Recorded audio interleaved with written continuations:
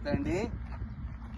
ఇప్పుడు చాలా మంది ఏం చెబుతున్నారంటే Amaravati to Bengaluru express highway greenfield highway చెప్తున్నారు కదా, అది ఇదేనా? దీనికి ఇంకేమైనా స్పెషల్ ఉందా? అటు ఇటు ఏమేమి ఊర్లు ఉన్నాయి సార్? ఓకే, చాలా మంచి క్వశ్చన్ వేశారు రమేష్ గారు. ఈ హైవే అనేది 6 లైన్లో గ్రీన్ ఫీల్డ్ హైవే ఇదేనండి. మీరు చూసిన కూడా కరెక్ట్ అనేది. ఈ హైవే యొక్క ప్రత్యేకత ఏంటంటే మనకు బెంగళూరు వెళ్ళటానికి షార్ట్ కట్లో ఒక హైవే అనేది లేదు, ఇంతకు ముందు దూరం అవుతుంది. అందువల్ల ఆంధ్ర రాజధాని అమరావతి నుంచి కనిగిరి, అనంతపురం, బెంగళూరు వెళ్ళటానికి షార్ట్ కట్ లో ఈ 6 లైన్ హైవే అనేది మీ కళ్ళకి ఇదంతా కళ్ళ ముందే కనపడుతుంది కదా మీకు. 6 లైన్ హైవే అనేది వేయడం జరుగుతుంది. ఇంతకు ముందు మనం ఎర్రచందనం మీద పెట్టుబడి పెడితే చెట్లు వరకే ఆదాయం అనుకునేవాళ్ళమే, ల్యాండ్ మీద పెద్ద ఉపయోగం లేదనుకునేవాళ్ళం అండి. ఈ రోజున విధానం మారిందండి. ఎర్రచందనం మీద ఆదాయంతో పాటు ఇలాంటి పెద్ద పెద్ద హైవేలు రావటం వల్ల వాళ్ళ ల్యాండ్ వాల్యూ కూడా విపరీతంగా పెరుగుతుంది. అందువల్ల ఈ హైవే అనేది శరవేగంగా పనులు జరుగుతున్నాయండి.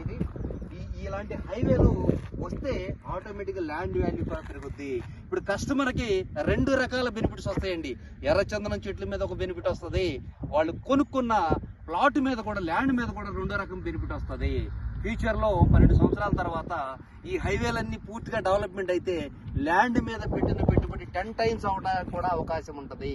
ఎక్కడైనా సరే హైవేలు వచ్చినప్పుడు ల్యాండ్ వాల్యూ విపరీతంగా పెరుగుద్ది అనేది మనం హైదరాబాద్లో ఉదాహరణగా చూసుకోవచ్చు. ఓఆర్ఆర్ కానీ, ఔటర్ రింగ్ రోడ్, ఇవన్నీ కూడా డెవలప్మెంట్స్ రావడం వల్లే ల్యాండ్ వాల్యూ విపరీతంగా పెరిగింది. కనిగిరికి ఓన్లీ ఎర్రచందనం కోసమే వచ్చి కొంటున్నారు కస్టమర్స్.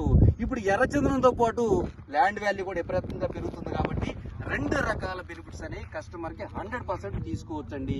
ఇది నేను అబద్ధం చెప్పలేదండి, మీ కళ్ళ ముందు ఈ పనులన్నీ కూడా జరుగుతున్నాయి. ఎవరైనా సరే గూగుల్లో సెర్చ్ చేసుకుంటే ఈ హైవే క్లియర్గా వస్తుంది. ప్లస్ ఇంకో పాయింట్ ఏంటంటే మనకి రన్నింగ్ వెంచర్ ఏదైతే ఉందో సుధీనా అగ్రో ఫార్మ్స్ వారిది, వాళ్ళకి దానికి దగ్గరలోనే ఈ హైవే కూడా వస్తుందండి. వాళ్ళు బ్రహ్మాండంగా ల్యాండ్ మీద పెట్టుబడి పెట్టచ్చు, మొక్కల మీద 2 రకాల ఆదాయాలు అనేది వాళ్ళు తీసుకోవచ్చు. ఇది ఇటువైపు ఎంత దూరం ఉంది సార్? ఇక్కడ నుంచి మీకు రామగోపాలపురం ఊరు వెంచర్ అంటున్నారు కదా, వెలిగండ్ల వెంచర్ అంటున్నారు కదా, వసంతవనం 6 అండి. ప్రజెంట్ సుధీనా అగ్రో ఫార్మ్స్ వారి వెంచర్ రన్నింగ్ లో ఉన్న వెంచర్ ఉంది. ఇటువైపు మీద గెస్ట్ హౌస్ అన్నారు కదా. ఇక్కడ నుంచి మనం ఇట్లా నుంచున్నాం కదండి, ఇక్కడ నుంచి లెఫ్ట్ కి వెళ్తే ఒక 3-4 కిలోమీటర్ల దూరంలో కస్టమర్ కోసం కట్టినటువంటి 2.5 కోట్లతో కట్టినటువంటి గెస్ట్ హౌస్ ఉందండి.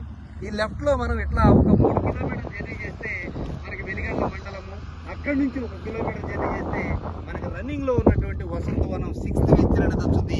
మన వెంచర్ కి ఇంచుమించు ఒక 9-10 కిలోమీటర్లోనే ఈ హైవే రావడం అనేది మంచి శుభపరిణామం అండి. ఇది కస్టమర్స్ కి 2 రకాల బొనంజా అనేది మనం గర్వంగా చెప్పొచ్చండి. నిజమే, చెట్ల మీద కోట్లు వస్తున్నాయి, ఆటోమేటిక్గా భూమి విలువ పెరుగుతుంది. ఓకే.